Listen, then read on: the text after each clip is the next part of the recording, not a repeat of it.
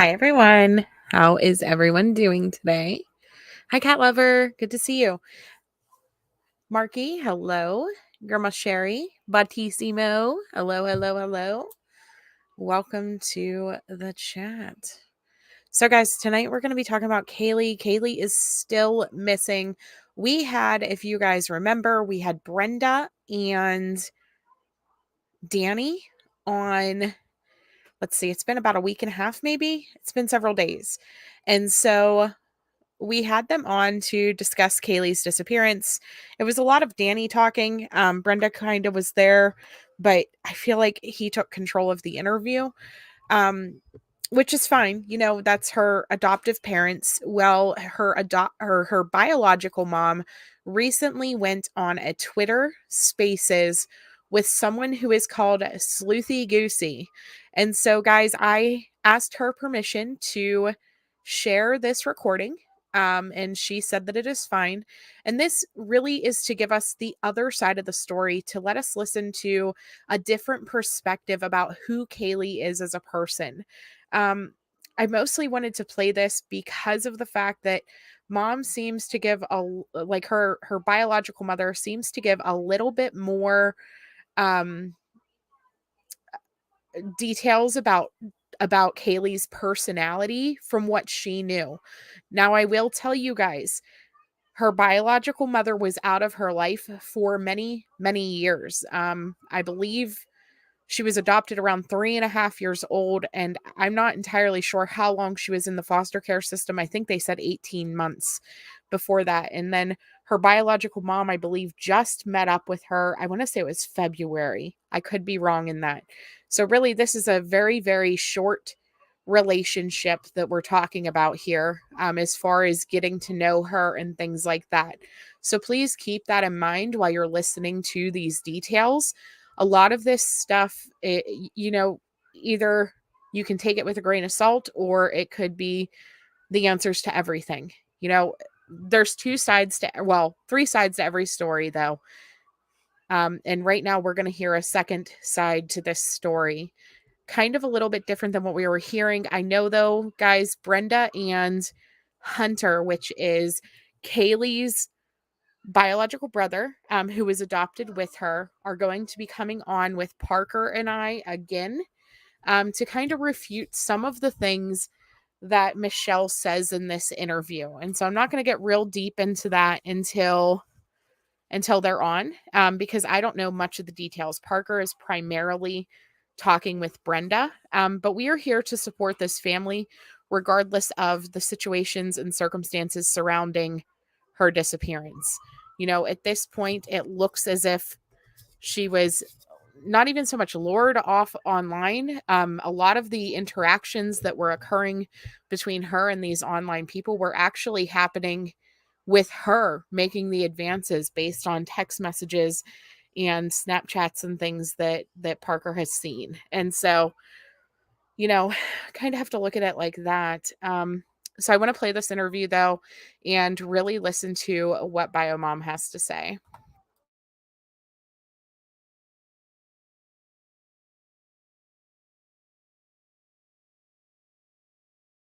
Basically. So Michelle's with us, and she is Kaylee Jones's biological mom. Um, we want to give her an opportunity to just kind of speak freely instead of asking questions right off the bat. Tell Let me know, are you guys able to hear her okay? us a little bit about Kaylee, um, what kind of a kid she was, just any type of insight that we can hear, any good things that we can hear. Usually these kids, when they go missing, we kind of crave to hear about who they are as people, or funny stories that people remember about them.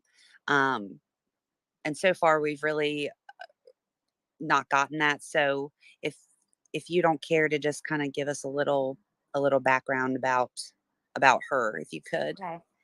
Well, I mean, I from the majority of her life, I wasn't involved in it because I wasn't allowed to be. And the 4 days that I got to spend with her when she came to Chicago, you know, she and I went out for coffee. She's a very empathetic individual. She's very mature for her age. She wasn't on any medication, so I didn't see her being autistic. I didn't see she seemed like a normal 16-year-old, you know, kid, and she was very sweet, funny. You know, she had like a boyish attitude, like a tomboy kind of, you know, which was awesome because, you know, she was a lot like me. She reminded me of me. You know, she was like a little mini me in personality. She was awesome. Great at art. You know, she showed me some of her artistic pieces, and she was really talented. You know, very understanding person. You know,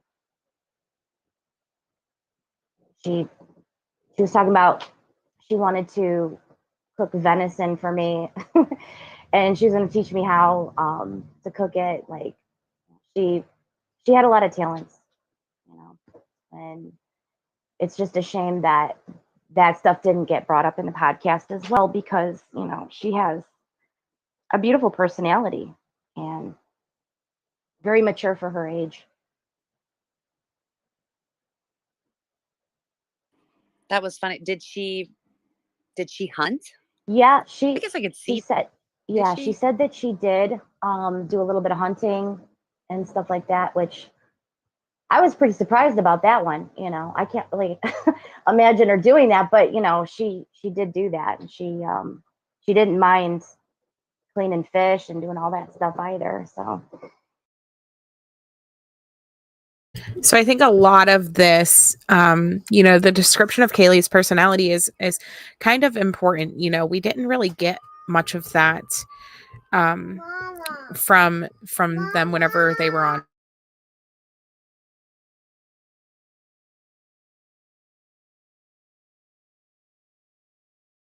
She was definitely into the outdoors. So she is more of a kid that at one point I did hear about her not really playing any games or watching TV. Like she mainly was outside, not just with the horses, but um, out in the woods, at water, fishing, hunting. Um, and then she did her art, of course. Have you seen her artwork? Yeah, she showed me some pieces. Yeah, and We can't see her. wait. I'm sorry. No, I was just saying, we can't like see her Facebook or anything. I imagine that there's stuff on there that we would like love to see, but it's locked down as it should be. And we can't really see it, but I didn't know if maybe she was there's a certain you assume that they're proud, right? If they're posting their artwork and things on Facebook. Did you see a lot of that? She didn't really like it posted out in public. She showed me in private.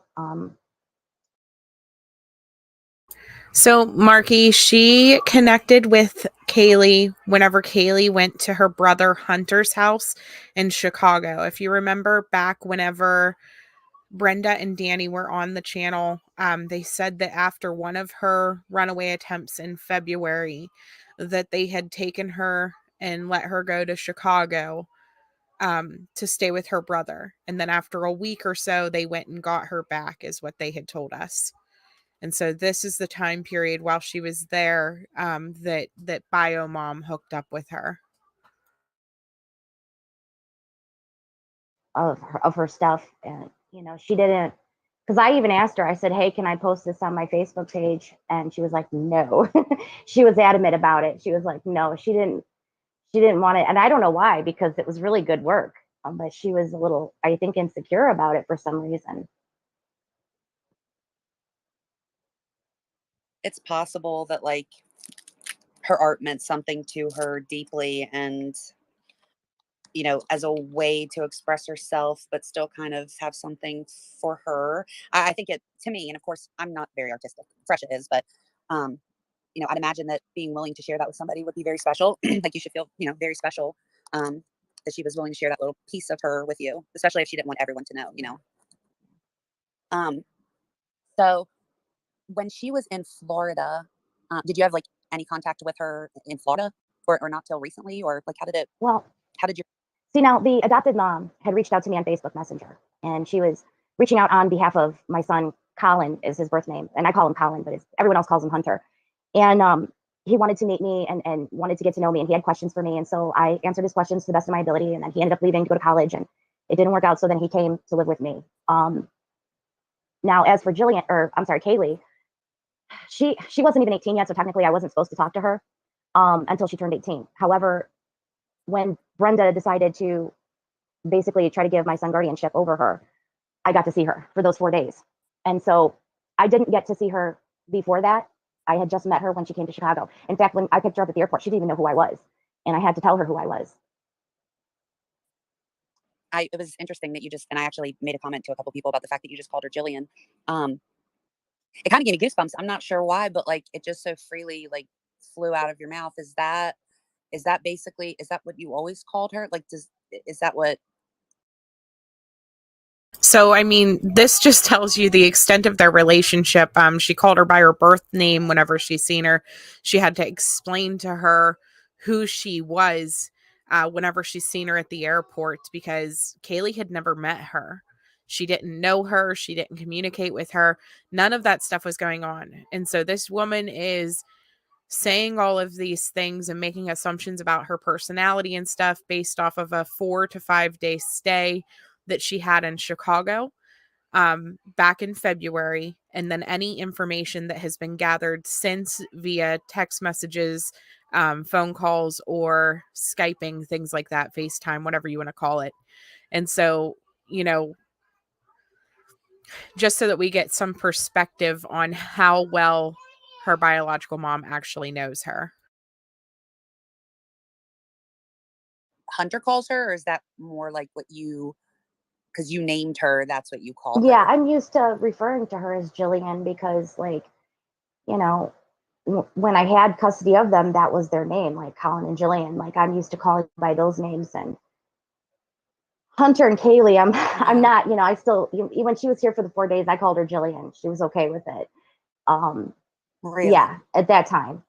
But then when she went back to Georgia, I don't know what happened, but she decided to be mad at me. I don't know what was said. I don't know if Brenda told her something about me. I really don't know, but I know that she had gotten upset with me a few months after she had returned back to Georgia. And so she then said, well, I don't want you to call me Jillian. My name is Kaylee and all this. So I'm like, I started calling her Kaylee, but I would naturally refer to her as Jillian.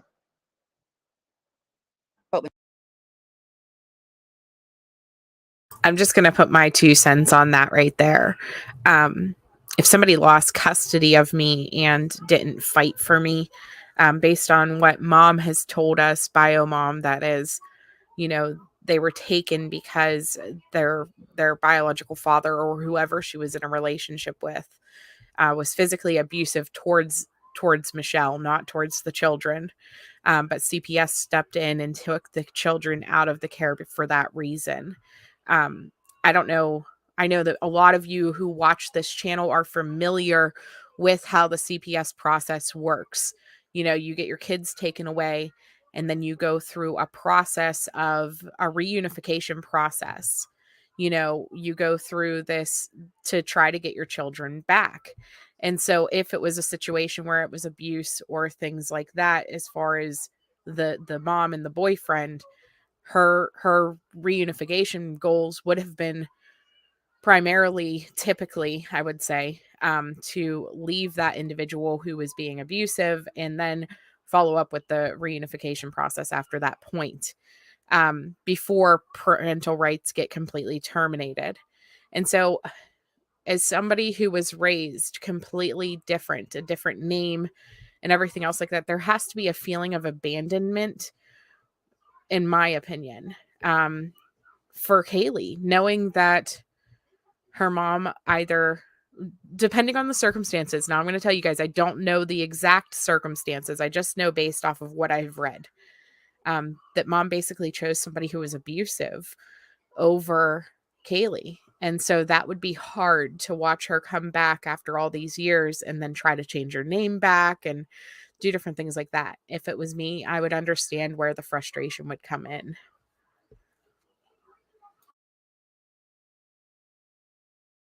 when she was there in February, there was no like, why are you calling me that? Or that's weird. Don't call me that. My name is Kaylee, which is what she had been called for as long as she probably could remember.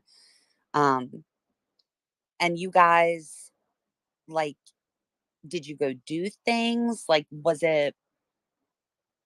she happy? Was she okay to stay? Like what was she thinking?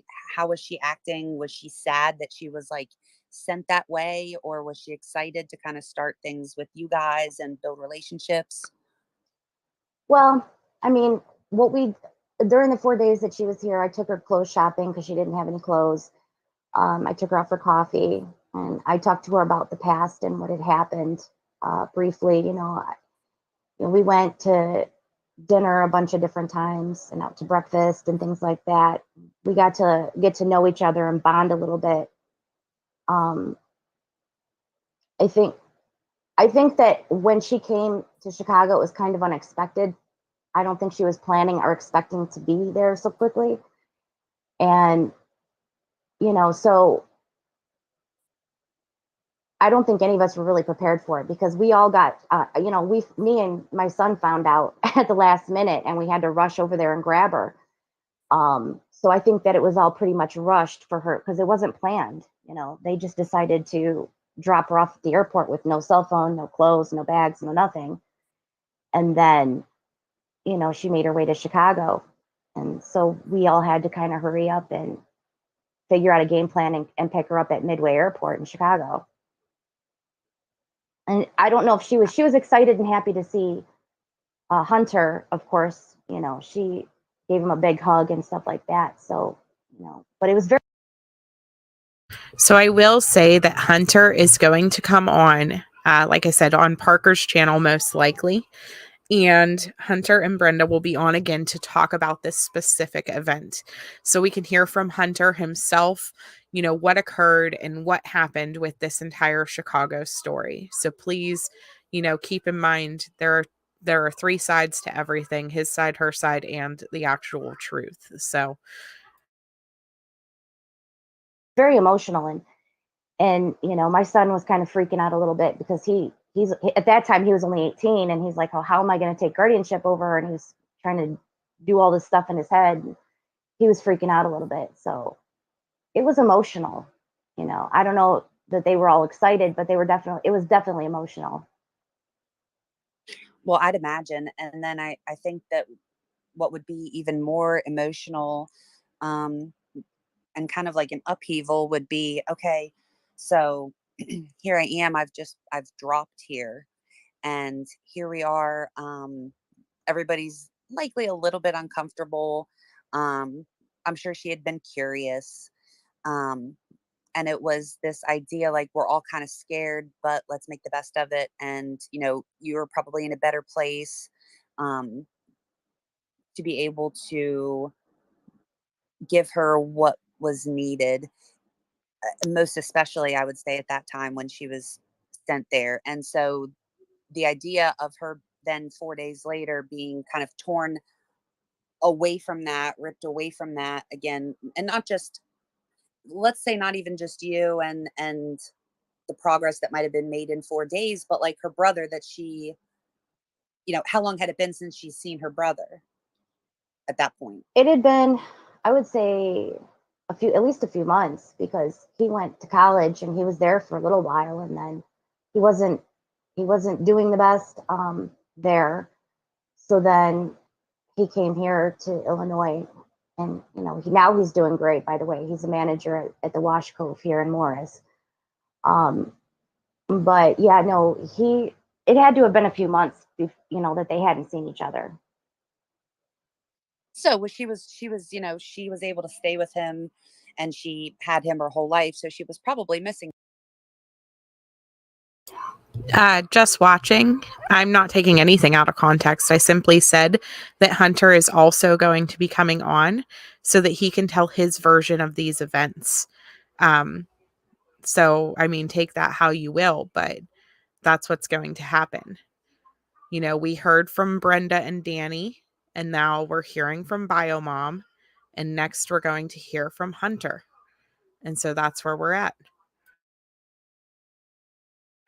regardless of what happened or whatever. Kaylee's not home. And so that's what's important here. The fact that she is not home and she needs to be. Him quite a lot. So to be able to go and see him and then 4 days later leave,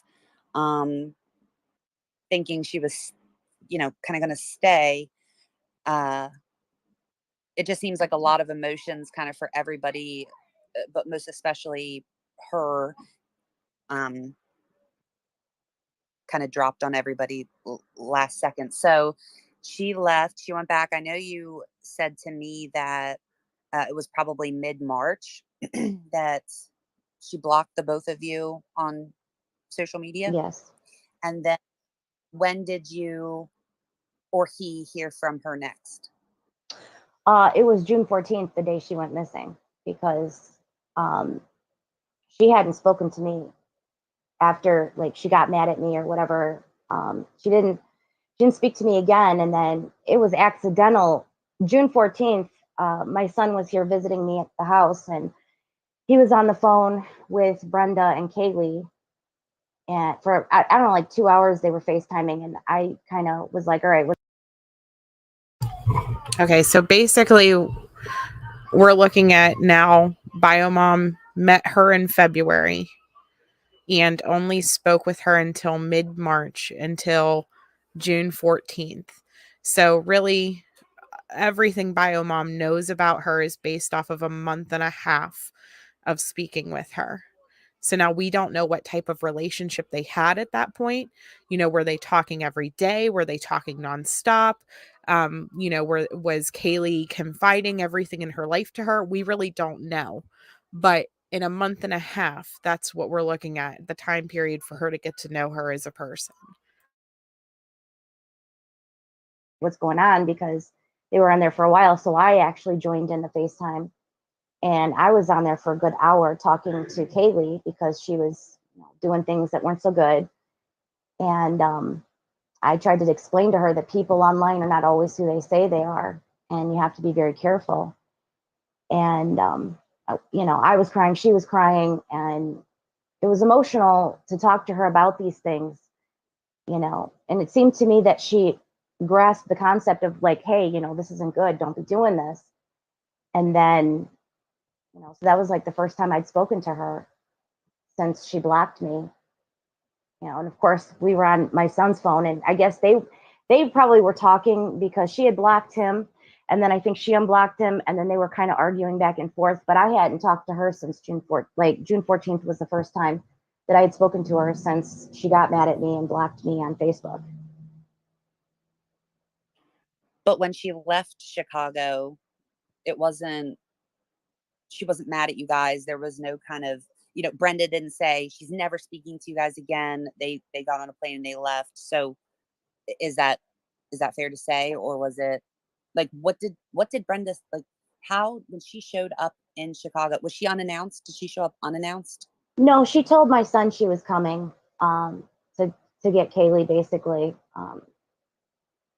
She told my son that she was sorry that she had dropped her off at the airport and all of this. And, so, I think she came basically to come get Kaylee. And back at that time, me and Kaylee were fine, and Kaylee and Hunter were fine. Everybody was fine. So I don't understand why she got mad later, and started freaking out at me. But, I don't know what Brenda told her either. So when they left, like, did Kaylee mention at all that maybe she would want to stay for a while or anything like that? She said to me that, because I had asked her, I said, well, are you going to quit talking to me now that you're going back to Georgia, or are we going to continue to talk? And she said, oh yeah, that's going to be, because, she wanted to, that was one of her stipulations to Brenda, was that me and her were going to still be able to talk. And that had to be okay with Brenda, or she wasn't going back. Like, she had certain things, certain rules that, Brenda needed to agree to. Otherwise, she wasn't going to go back with Brenda, from what she had said to me. So when she left, she was under the impression that she was going to be able to continue to speak with you if she went with Brenda back to Georgia. Yes.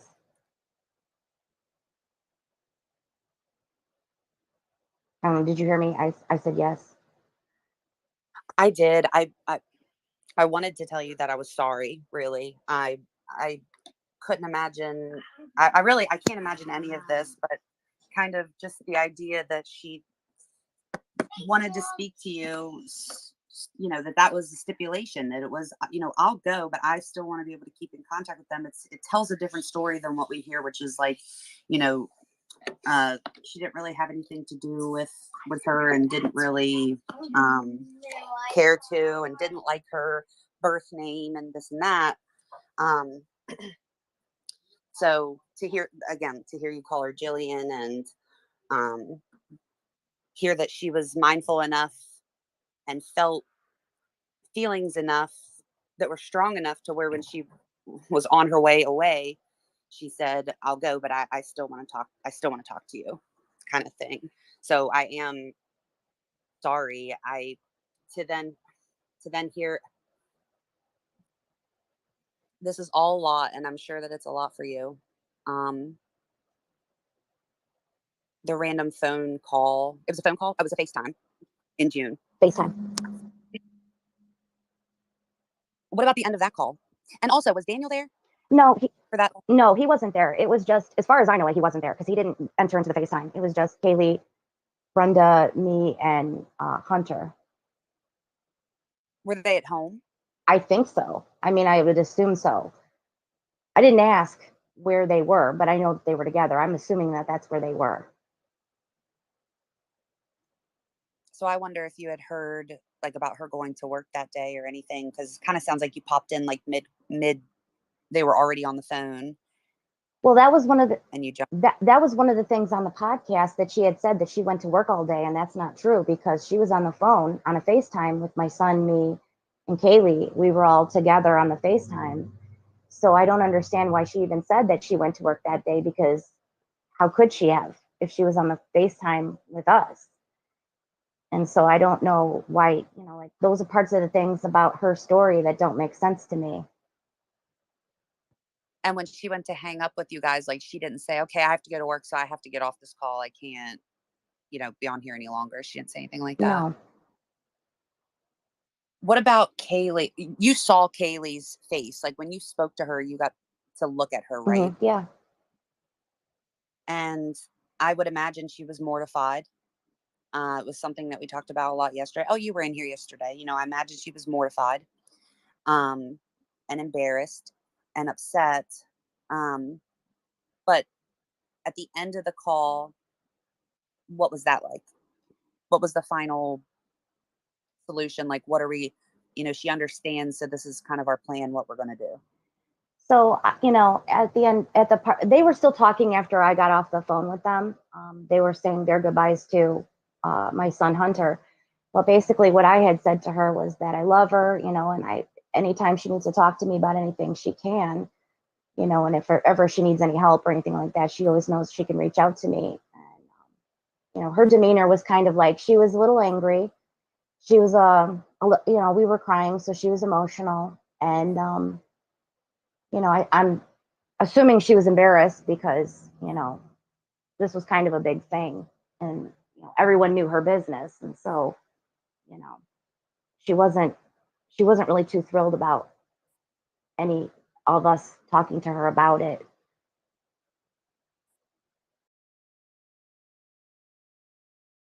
So I don't know if you guys missed what they're talking about right now, but there were things found in Kaylee's devices that were inappropriate, to say the least. Conversations, pictures, and things of that nature. And so, they had confronted her about this and about what was going on. They took her phone from her and all of those things. And then we know, based off of the other news reports and what was said, that she transitioned at that point from Snapchat to that Omegle platform from her Chrome device.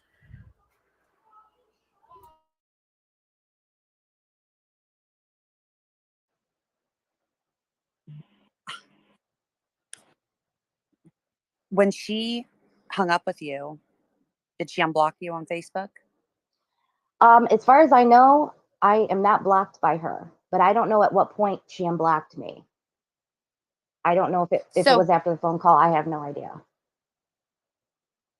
Okay, so at some point she intended on reaching out to you and had a way to if she needed to via Facebook. Yeah.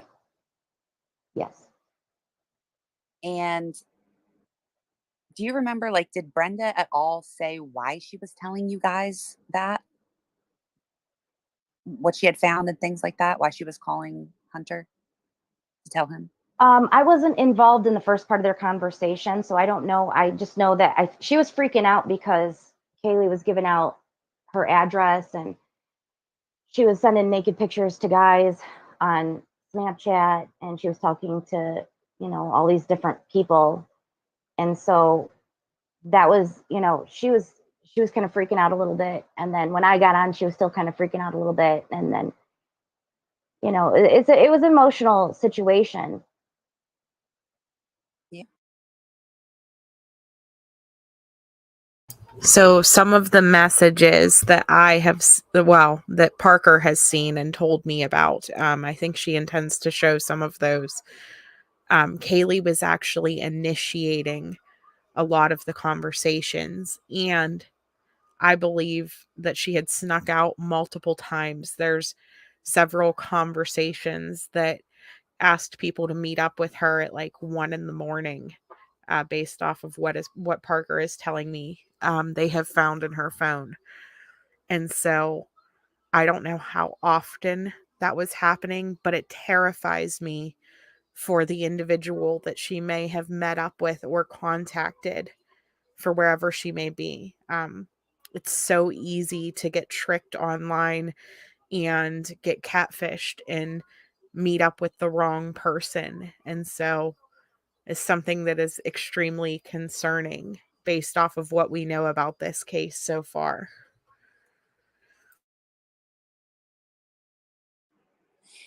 I mean, I can imagine. Did she mention that Omegle like chat room at that time, or was it just like they had found all this stuff and it was just Snapchat only? They did, to my knowledge, they didn't mention the Omegle. I found that out on regular social media. She was just talking about Snapchat and online, things. But most of my information came from my son.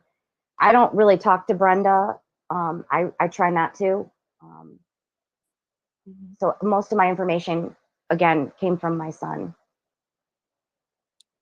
Did Kaylee ask him or you at all um, if she could come back to Chicago, even for a little bit?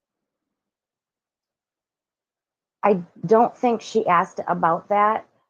Not on the phone call that I was on with her about this, um, about her doing. I mean, during the duration in which I talked to her, we didn't talk about that. The only thing we talked about was her being safe and not talking to people that she didn't know and not sending pictures of herself and things of that nature.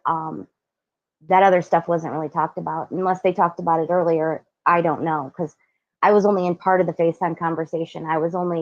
We'd been talking for 3 hours, my son a good 2 hours with Brenda, and then I joined in for the last hour of it. And I just basically talked about, the points of her not going online and talking to strangers. When I heard you say that was part of the conversation, was that she was giving away her home address, my concern was not even the pictures. My concern was who is getting the address. And if we don't know kind of how she got out of the house, how do we know that somebody didn't? Or, even if it was something as simple as she had given them the address and someone messaged her and said, I'm outside, just come talk to me in the driveway, which is dangerous. And as a 16-year-old, and it's someone that you talk to, you might not think it's that big of a deal because you're just in your driveway kind of thing. Whereas if she didn't give out the address at all, it would be like, please meet me here. And you have a little bit more control over being in contact with someone maybe that you don't really want to. So I guess I guess my concern is, so just because I'm still kind of stuck on February, when I know she basically just left her at the airport. She had to call Kaylee, used somebody else's phone to call you guys to let you know when to pick her up. But what was the reason that they were so angry that they sent her, took the phone? Like, was it the same exact circumstances back in February, or was it something else? I don't think so. I don't really know for sure. I don't know why they took her phone though, because they should have given that to her so she could call, and get her ride to be picked up at the airport, which would have been me and my son. I really don't understand why they didn't let her have a cell phone or even like a change of clothes or any of that stuff. So she didn't have luggage No, when she got the plane? no, she didn't have anything. And this is Chicago weather. It was like 5 degrees out, and she barely had a decent coat. I don't understand what these people were thinking, to be honest with you. Hi, Michelle. It's my name's Fresha. I was just wondering, when they sent her to your place, did they give a reason as to what made them not want her live with them anymore, or was she meant to be living with you or staying with you for a short period of time? What was surrounding that? Well, she had run away once before, and that's why I believe that was her reasoning for wanting to give up her parental rights to my son, was that she couldn't handle Kaylee running away, because she did run away supposedly. I don't know if that's true or not, but that's what Brenda was saying to my son, that they didn't want her to keep running away, so they were like, well, you can. So if you guys listened to the last interview, during the last interview, they do tell us about that event that Kaylee had ran away. And what they had said was that she left the house and got in the car with a random stranger.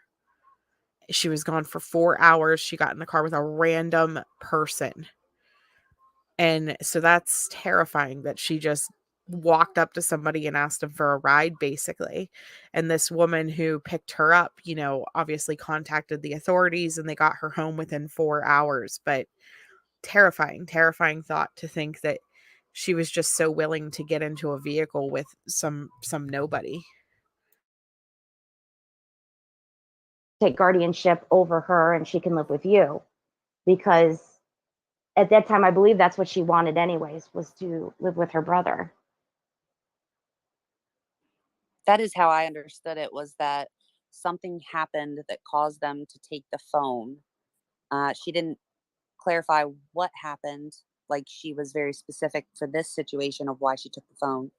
But she said, we took the phone away the first time, and she ran away for like 4 hours, got in the car with the old lady. The old lady called the police, and then the police brought her home. And then that night, we made plans to send her to Chicago. So it does seem like if they would have said something to Hunter, it would have been, she ran away, so can she come stay there, kind of thing. But if it was only one time, are you saying it was likely more than one time, more than that time that she had tried to run away?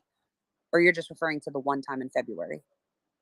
I'm just referring to the one time in February, because she had run away, and then they had sent her on a plane over to Chicago. And, so that was the first time I believe that she even ran away. Okay. Yeah, that's what I was. Did Hunter ever try to run away when he was living with them? He didn't say that he did.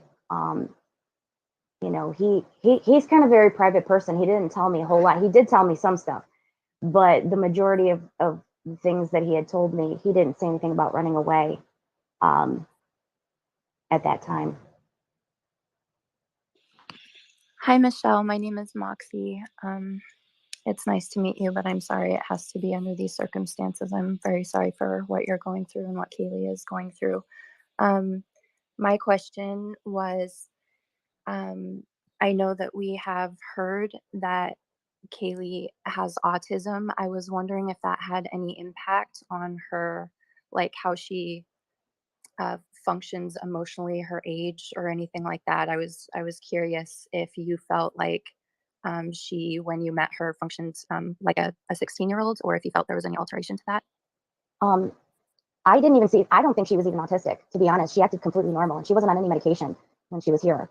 So I'm curious, the therapy, because I guess I was under the impression that Brenda had been some sort of like developmental therapist or something for her. And I guess I had assumed that it was due to the autism. So is that not the case?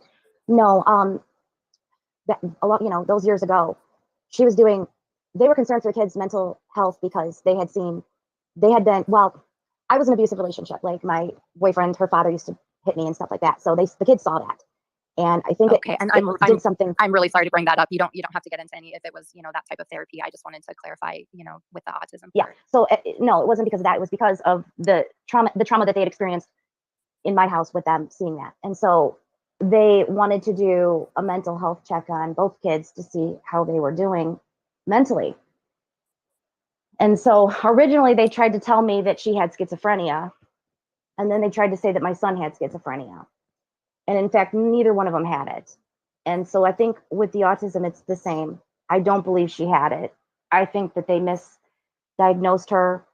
I think that they over-medicated her. And when she was here, she didn't act abnormal at all. She acted completely normal. There was nothing wrong with her. So I just want to put in a little disclaimer, just kind of so you know, because I don't know how much you know about everybody here, but in terms of this story, this piece of your life and experience for both you and your kids, there are a lot of us here who have the same experience, whose children have the same experiences, and we're working through the same kind of trauma with ourselves and them, or have worked through it. So this is like a safe place. We understand there's no judgment, there's no really no shock factor for us about what you've been through. Um, we accept and understand with love, and just want to kind of get into Kaylee's head to try to figure out exactly what she would have been thinking, when all of this happened. And one thing I was curious about is, you said they tried to diagnose him as schizophrenic and they diagnosed her as autistic. When and who diagnosed her as having autism and tried to diagnose Hunter? Like, when did that diagnosis come that you know of? So when they were in foster care, there was very little I was allowed to know. I don't know why I wasn't allowed to know a whole lot. My case manager is the one that told me all the information I was receiving about their mental health care. At the time, the only person that I knew of that was treating Kaylee at the time was Brenda. If they had sent her to another doctor, they didn't let me know about it. Everything was they just didn't want to give me too much information. For whatever reason, I don't know, because at that time I still had parental rights. Oh. So, in trying to understand.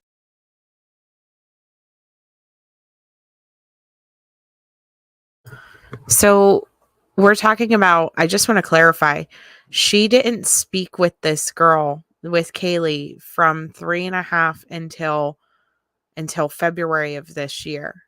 And so that's a lot of years. We're talking, 12.5 years. And so at some point, Kaylee may have been diagnosed by somebody other than Brenda or other than the foster care system, etc.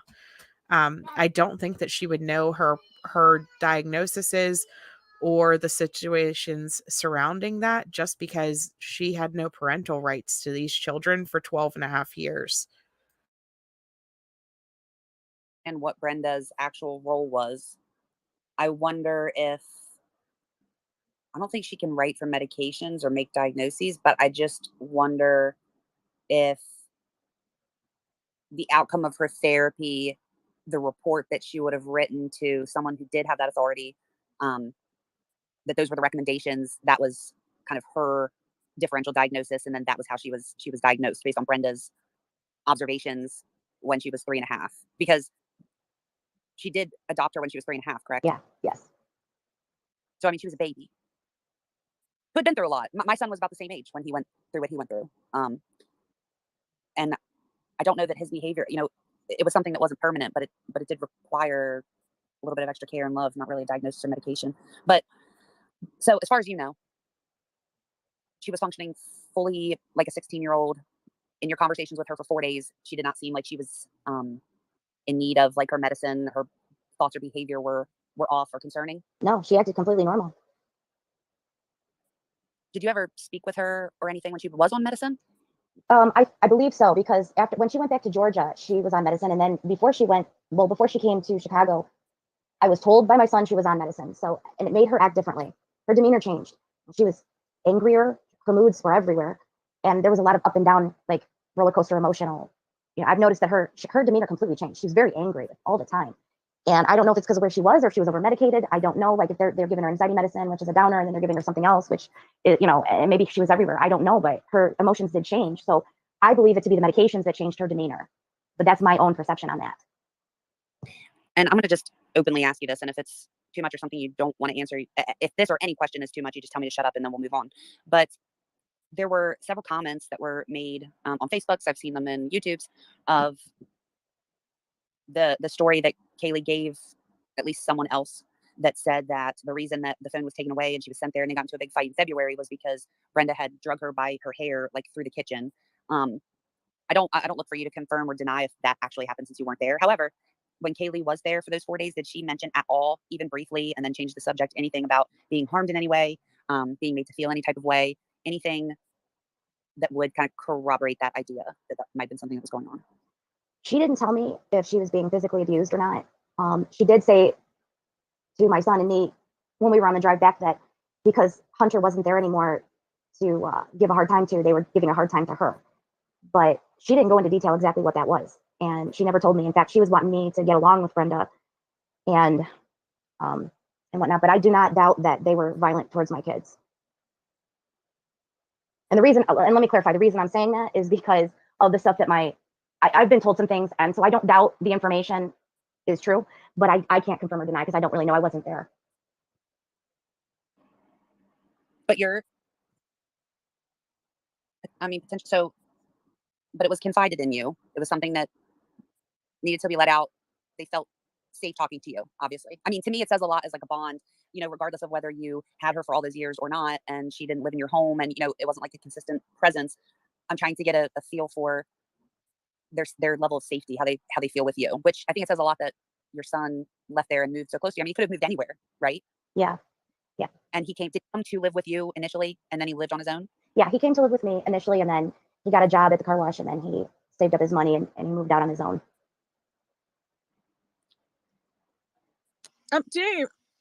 Sorry, Michelle, did you ever speak to Daniel or Danny? No. In all the years ever? Never. Never. No.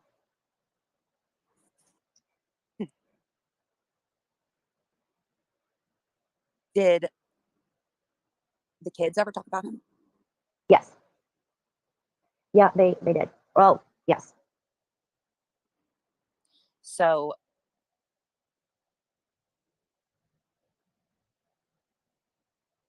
I've got like massive chills.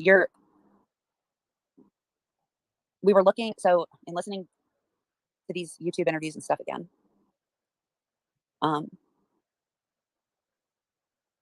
there was always a couple comments, but in kind of listening to everything, we got like a clearer kind of picture of that day, which isn't like initially what I thought it was. So after you guys would have got off the phone on the 14th, that FaceTime call,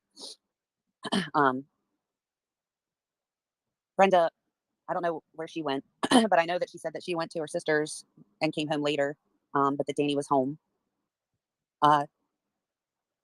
Danny mentioned in his interview that he had a discussion with her about how he was glad she was there, and that they talked about the last time she had run away and her telling the police this, that, and the other about her parents, and that without like proof of what she was saying, they were going to bring her back to the house every time. And it made me kind of ill because, so in my head, so police are supposed to be, and I was raised to know that police are there to help you. They want to hear if you're in trouble. Never did I ever, and I still don't, it's never been a thought in my mind that if I were to ever tell the police something that was going on, that like they wouldn't believe me. And it just seemed like an odd thing to say when she then disappeared. And now someone had found the dispatch call, the call for service, which is basically like after someone calls 911 and dispatch radios officers or whatever in the area to tell them what's going on, have them show up at the location. And that call, she says that the last time they saw Kaylee was at 8 p.m. the night before, which was a couple hours off from what we had been assuming this entire time. If I tell you, Danny was home with her from the time you guys hung up, let's say, to the time Brenda got home, and the story was that, I don't mean to sound stupid, I'm really not. I'm kind of breathless, and I'm trying to keep my thoughts straight. I'm a little sick, but Brenda gets home. She said she didn't really talk to her much. She was trying to avoid her. I understand, that they had gotten to that fight. That call was probably a lot for everyone. I wouldn't think it would be weird for, let's say Danny says she's in her bedroom. She doesn't, want to talk or what.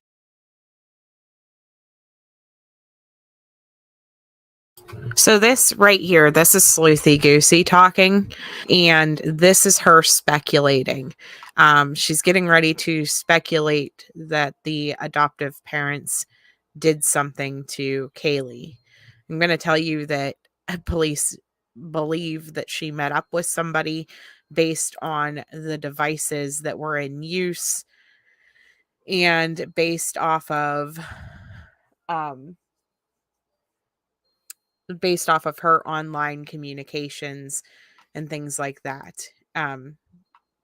They're not suspecting foul play at this point from the parents. And I'm going to say parents because they have been her parents for the last 13 years almost. Well, and an additional thing that I would feel would prompt like a looking into, apart from those things, would be the fact that where you kind of confirm that that they had mentioned Danny before. It had been something without, we don't have to get into anything, but the fact that it was something that they had spoken about him and their experience with him before. And I just wonder if he was like, is introverted, she is shy. Maybe she felt comfortable with some of these guys. I really don't know. Or it's just a way to get love from someone because she wasn't getting it from Brenda and Danny.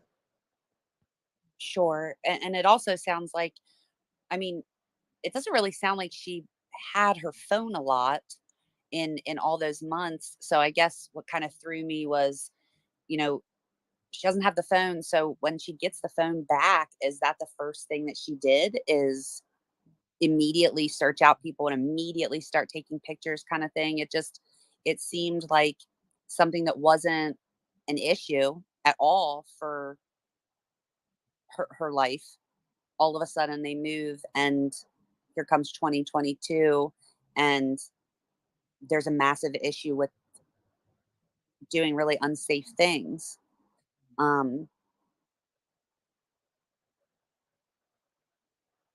It's just really. Michelle, what is there anything that that you feel comfortable mentioning, that, or anything else that doesn't make sense to you and that or are pretty sure that they're clearly not being completely honest about? Well, like I said, You only answer what you're comfortable with. If you're not comfortable with answering, you don't have to. No, I'm fine answering. Like I said, her story on the podcast about Jillian going out the window and about her being at work that day were all untrue because, like I said, I spoke to her on that day, so she couldn't have been at work.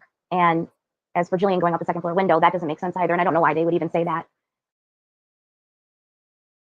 I'm going to tell you that there are messages that you're going to see on Parker's channel, most likely, that are going to tell you that she was meeting up with people in the middle of the night multiple times. Like, this is not unheard of, her sneaking out of her house to go meet up with people.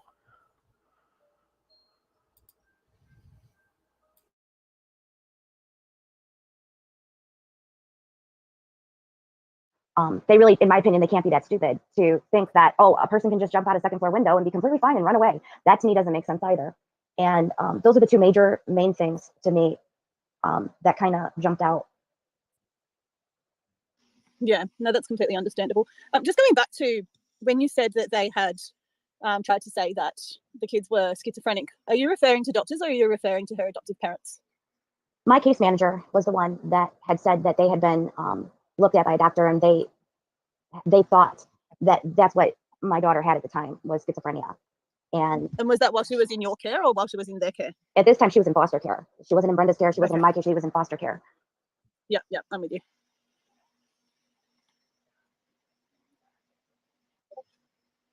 Ben, did you want to speak? Did you have any questions?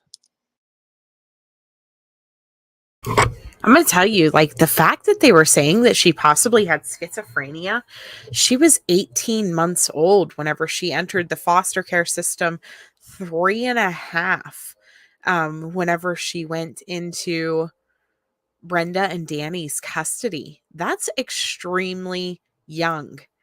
Extremely young.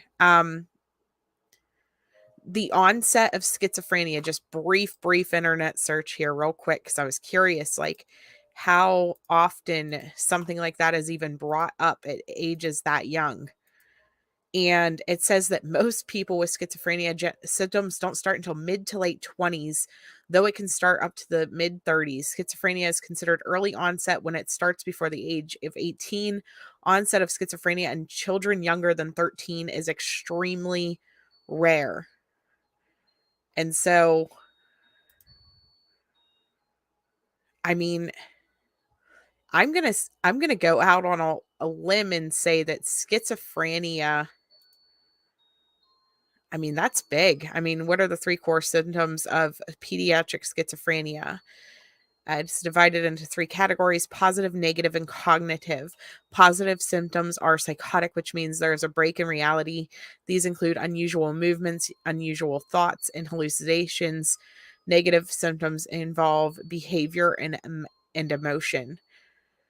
I mean, the fact that she's saying that that's what they were talking about at 3, that doesn't make sense to me, even if it was when she was 3. But we're looking at between 18 months and 3 years old. So I don't know. Take that with what you will. Obviously, she wasn't diagnosed it for right now, but yeah, let alone both kids. I'm gonna say it's probably more of like the detachment syndrome that you see in a lot of foster kids. But again, I don't know.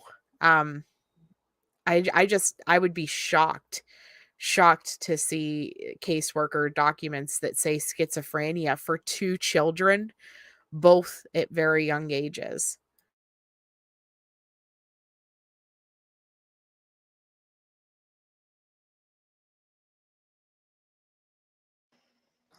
Thank you, Fresha. Actually, I do. Welcome, Michelle. My name is Vern. I'm one of the advocates for the group.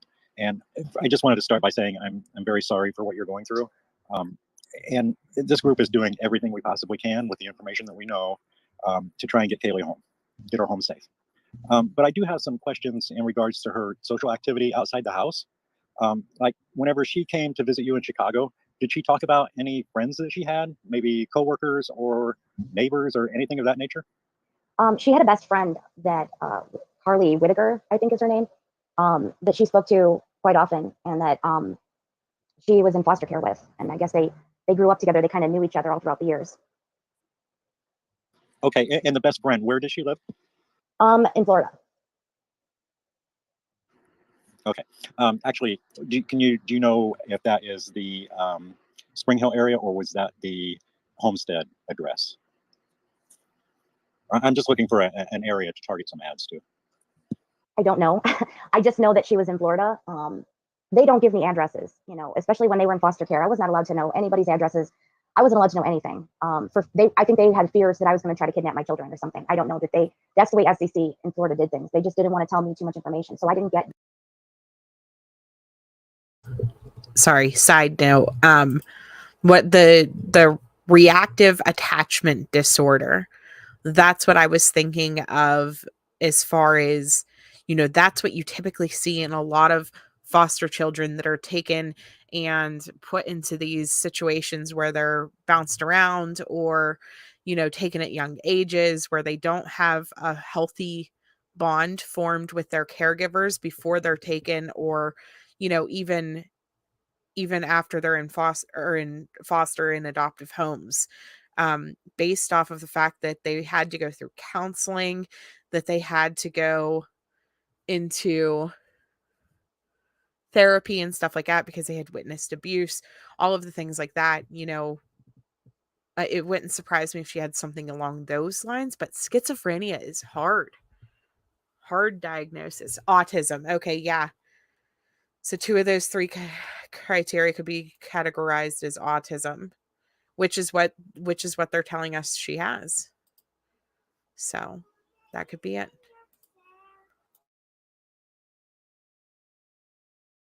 The foster care people's address or anything like that. So I really don't know. All I know is that she was located in Florida. If Okay. you don't mind me, sorry, you go, Ben. You're fine. Thank you, Michelle. And I do understand that they're not going to give you a whole lot of information. I was hoping that maybe Kaylee would say, my best friend lives in wherever. But besides the best friend in Florida, when she came to visit you in Chicago, did she say anything about any friends in Georgia or any other activities that she participated in? Or maybe even coworkers. We know that she had a part-time job at Dollar General not far from the house, but she never spoke of, or did she speak of any of that type of stuff? No, she really didn't. She spoke about her horses and her competitions and things like that. But she did not really talk about the people that she was talking to or that she was friends with. The only one that she spoke about was Carly. Okay, thank you. And I have, and you don't have to answer this, but it's a question that I ask every family, especially when I'm out on a ground search. Can you tell me what your gut is? I mean, what's going on here? What happened to Kaylee? Can you let us know that? Or if you don't want to, that's fine too. My gut instinct is that Brenda and Danny know more about Kaylee's disappearance than what they are saying. And I hope to God that that is not true. But that is my gut feeling. Thank you for sharing that with us, Michelle, and I'm so sorry. And I want you to know that I have been a staunch advocate privately that property needs searched. Law enforcement needs to do an investigation. They need to get out there and they need to search that property. Yes, they do. So I will be pushing for that going forward, and I just wanted you to know that. I think I'm going to look real quick, but I think everything else I had on my list has been answered. So I'm going to give it back to Fresh. Thank you, Michelle. Thank you, Ben. You pretty much covered what something I was going to ask anyway. Moxie, did you have anything else you wanted to say, or Nicole? No, I didn't, but I really want to thank you for answering these questions as honestly as you have. I know that, sorry, I'm a little emotional after what we just talked about, but the more that information that we can get, the higher chance that we can find her, and we are looking for her. I promise you that we are looking for her. So I just want to really thank you for being as honest as you were with us. Oh man, I totally agree with that, and I second that. Yeah, thank you, Michelle. I can't imagine that this has been easy for you, and I can't imagine what you're going through at the moment. USA, did you want to speak? Yeah, I just wanted to say to Mom that everyone who has spoken privately about your daughter has said what a wonderful girl, shy, quiet, kind, helpful, hardworking, talented, and across so many areas of talent. And what a blessing for you to say this is a mini me, because a lot comes in the package, Mom. There's a lot that just comes built in, and so you see this artwork, this pensive thinker, a helper person who then is also physically talented, athletically talented, and just what a blessing. And so whatever else dark roads we're going down to find her and bring her home, and whatever home means, which may be a different place, to know that she is this really special person to everybody. And I can't tell you how many thousands of people are online searching and retweeting and making her name known. I wanted you to hear those good things. I also wondered if you're still, not blocked in her Facebook, if there's an ability for you to private message her, in the event she can access her messages, in the event that she can get access to a phone, or maybe she bought a burner or anything like that. Just if there could be a daily mom message. I saw you post something about unconditional love, and that's a hard concept, especially if you haven't been given unconditional love on a daily basis. And I just wondered if you could message her daily, much like a journal, and tell her those things privately, every day, if you could. Yeah, I mean, the problem is that I think her adopted mom has her phone. So I don't know if I did that, she'd probably see the messages. No. So law enforcement is supposed to have her, and this is from them. Law enforcement is supposed to be monitoring her social medias and things, which was something that I specifically explained to Brenda, that at least when it was brought up to me, that we wouldn't be willing to log into her social medias, because if they are being monitored, like they say, and if U.S. Marshals are involved, it would automatically send out a ping of your IP address. Next thing you know, somebody's going to be, I'm sure that they were told to stay out of the social medias so that it's not muddied between their use and what potentially could be Kaylee. And so what you would be doing is private messaging, right? Just not a phone text, a private message in a Facebook message, because I can go to a library and open Facebook. I can. Okay, so I think the last 10 minutes is just more stuff like that. But I mean, so again, this is hearing her biological mom's perspective, and it's important to hear both sides of the story. And then Parker is going to have Brenda and Hunter, which is Kaylee's biological brother, who was adopted with her at the same time, Michelle's son. He's going to come on and tell us a little bit more about Kaylee's time in Chicago and that story, to try to clear up some, gaps, I guess, in the stories would be the best way to put it. Make sure that everything is out there so that everybody is understanding as to what happened and what took place during the Chicago visit and other times in their lives. Nobody knows what happened behind closed doors other than the people who lived in that house for the last 12 and a half years. And so it'll give us a good perspective as to what type of parents Brenda and Danny were. Will Hunter come on and tell us, that they were awful people and they beat us and stuff like that? I don't know. I doubt it. Were they strict parents? Probably. Parker is trying to set that up, Sherry, within the next day or two. She has to contact them in the morning and get a time. We were kind of talking about this before I came live here. And so that is coming soon. But I will let you guys know. I'll put it all over the interwebs and on my community wall, things like that, whenever it happens. No, JP, I don't think it's a lack of discipline, though. Like, these parents were at their wits' end trying to keep her off of the internet, basically. But at the same time, she was homeschooled. She needed the internet to be able to do her homeschooling. And so you're in between a rock and a hard place anymore whenever it comes to things like that. They had no clue. They made her even do her school at the dining room table, they said, so that they could see her computer screen whenever they were walking past and stuff like that. And she was minimizing her windows so that they sat just right on the screen. And that way she could have school on one half and her chat websites on the other. So I don't know. Yeah, it is, Marky. It's definitely making it easier. Way easier. To me, in my personal opinion, she was reaching out for attention. This is a child who perhaps never truly attached herself to anyone other than maybe her brother Hunter, who had been with her whole life.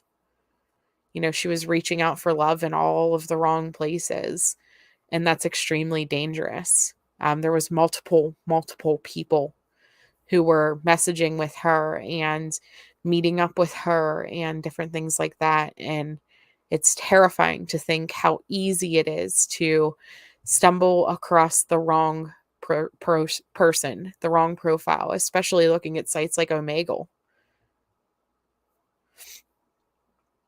The net was her social. They should have put her in school. I mean, I don't know, would it have helped? It's so hard to say. I mean, there's no handbook that comes with being a parent. There's no right way to do things. And so I don't think they were horrible people for trying to take her phone and do things like that. They were trying to limit her access especially once they found out that she was sending inappropriate photos and contacting people in inappropriate manners. They're trying to limit her access that she had. And unfortunately, it didn't work. Do I think they need to search the property and things like that? Yes. But I think it has more to do with the fact that some of the messages, was her meeting up with people in the woods behind her property. Could she have met somebody that night or that day, whenever it was, whatever time period it was? Could she have met them in the woods and met foul play? Or is she simply sitting somewhere watching all of these videos and wondering if her parents care? Watching the internet search for her, and she's safe. They are in on it now, Liz. The FBI, I believe, is involved. But the whole situation's just sad. Just absolutely sad. I honestly think that once they find her, she's going to need a lot of help.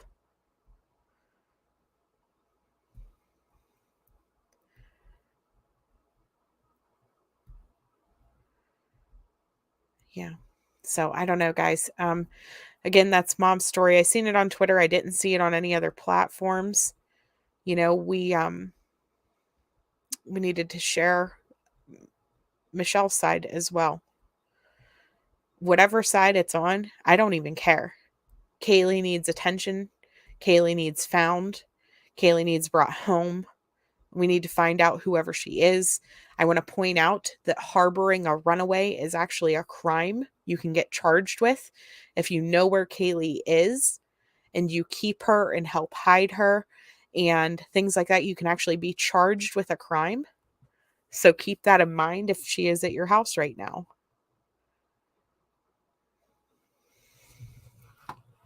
So, all right, guys, I love you. We are going to shut it down. It is getting late. Please hit the like button and share it out. Bye.